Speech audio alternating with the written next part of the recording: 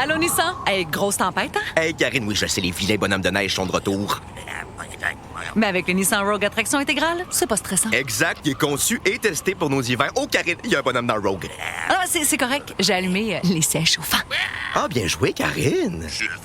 Maîtrisez toutes les conditions. Louez le Rogue S 2026 à partir de 0,4% jusqu'à 36 mois, incluant une réduction fidélité de 0,5% pour les clients Nissan admissibles.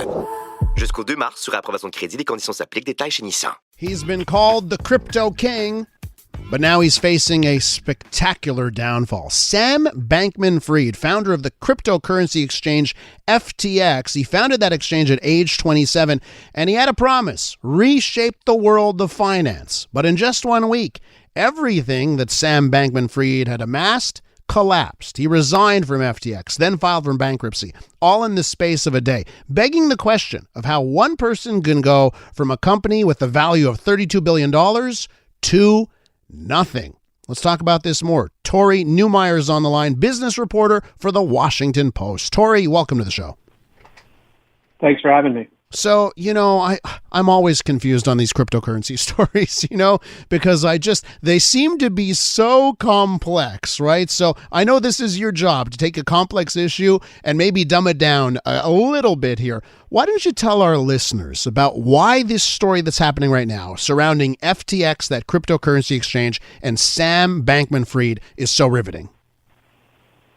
Well, I think, part of this is easily understood as one of the oldest kinds of crimes in the world that has nothing to do with crypto or the blockchain, and it's just fraud. This guy took customer money, said that he was keeping it safe for them, and in fact was lending it out the back door to a hedge fund that he was managing that was supposed to be totally firewalled off from FTX, the trading exchange that we now are learning about in a hurry.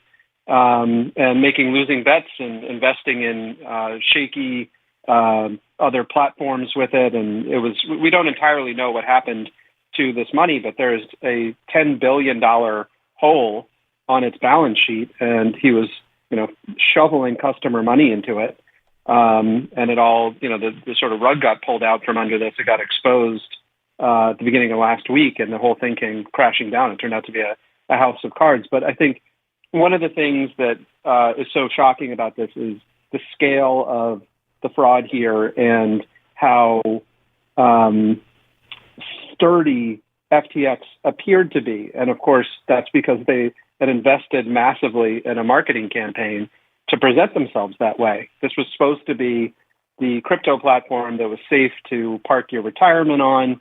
If you were not totally convinced that the crypto was for you, but you were enticed by the returns that you were hearing about. You were getting pitches from Larry David and a Super Bowl ad, and you might have seen Tom Brady and Gisele Bündchen pitching for this thing, and they affixed their name to the Miami Heat arena. So everything about their strategy was to try to mainstream crypto. And they were on, the umpires' uniforms in Major League Baseball. And to see it, unravel so quickly and to have been based on so little, I think is part of what's amplifying the shock here. Yeah, and I've been staring at that FTX logo, watching baseball games all season long, so I'm well familiar with that tie-in there. Now, Tory, I know that people that are advocates for crypto, they talk about how, it's decentralized and that makes it for everyone and it's safer because it's decentralized. And then we got a story like this, right? So is there simply just no oversight, no regulation that could have stopped this?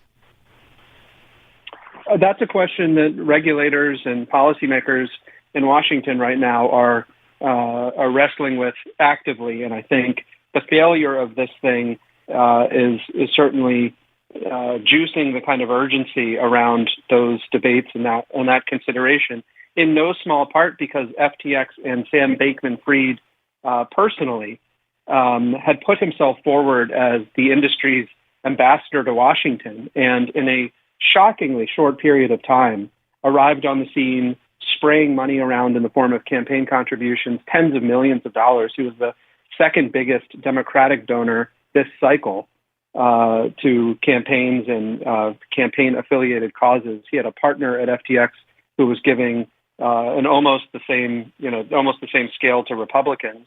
And that was opening a lot of doors for them. He was buddying up to regulators and very active behind the scenes, shaping the effort to put some guardrails around this industry as far as regulations go. And I think those efforts now have to hit pause, and people in Washington need to understand how this happened and then kind of bake into whatever they end up creating here some consideration for how to prevent something like this very blow up from happening again. It's not necessarily easily done, and there are competing views about how you do it. Do you take the old rules for traditional finance and just expand them to work for this new industry and this new asset class, or are there other considerations you have to bring to bear here? But I think you're going to see a lot more attention brought to that question in the weeks and months ahead. We're talking about the spectacular downfall of the FTX cryptocurrency exchange with Tory Newmyer, business reporter for the Washington Post. Tory, it seems like there's always a story about some sort of cryptocurrency exchange or other company involved in cryptocurrency and some sort of scandal. I'm thinking of Celsius, and that actually affected us here in Quebec because the Quebec government, their investment arm, had invested some funds in Celsius. So, like, when you look at this, and then I'm thinking about the average Joe that's putting their money in these ventures, whether it's FTX or others, you know, where do they end up in all this? Like, is their money gone? It may be, and that's, you saw that with Celsius, you saw it with Voyager, which was another one of these crypto lending platforms that was promising people huge returns, double-digit returns on money that they deposited. And then went bankrupt, and the customers learn that these platforms, because they exist outside of the regulations for traditional financial services, including banks that have FDIC insurance, there's very little recourse for people who have put money onto these platforms and then see the platforms go belly up. They're not backstopped by anything. And so, they sort of get in line at bankruptcy court, but there are no guarantees for these people. And it's, that is a very sad state of affairs. But I think probably the right watchwords for investors here are, if you don't understand something, best to stay away. And if the promised returns are too good to be true, then they probably are. Well, Tor, I guess that leads me to my last question. Aside from just staying away from cryptocurrency altogether, is there any way to protect yourself?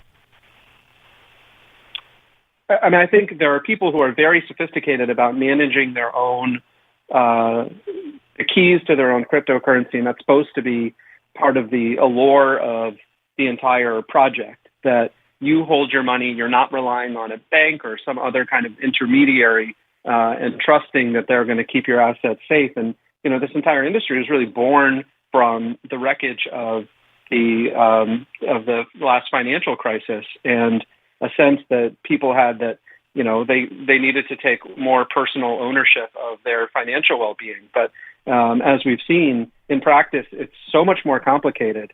It's very difficult to get away from a financial system that's international, that's heavily digital, that's so integrated in our lives and platforms that we use all the time on our phones to pay for things. I mean, money is a very complicated thing. It seems like it isn't, but it turns out it is. And I think unless you're a very capable person who's sort of verging on a developer in this space, you end up needing to interface with a platform that you're going to have to trust the same way that you would a bank or a traditional financial institution. And if you've looked at the record of this industry so far and think that there are sufficient red flags here to maybe make you think twice about it, I think that might be an instinct worth honoring. Tory, I want to thank you for your time. Fascinating stuff. Appreciate it. Thank you. That's Tory Newmyer, business reporter for the Washington Post.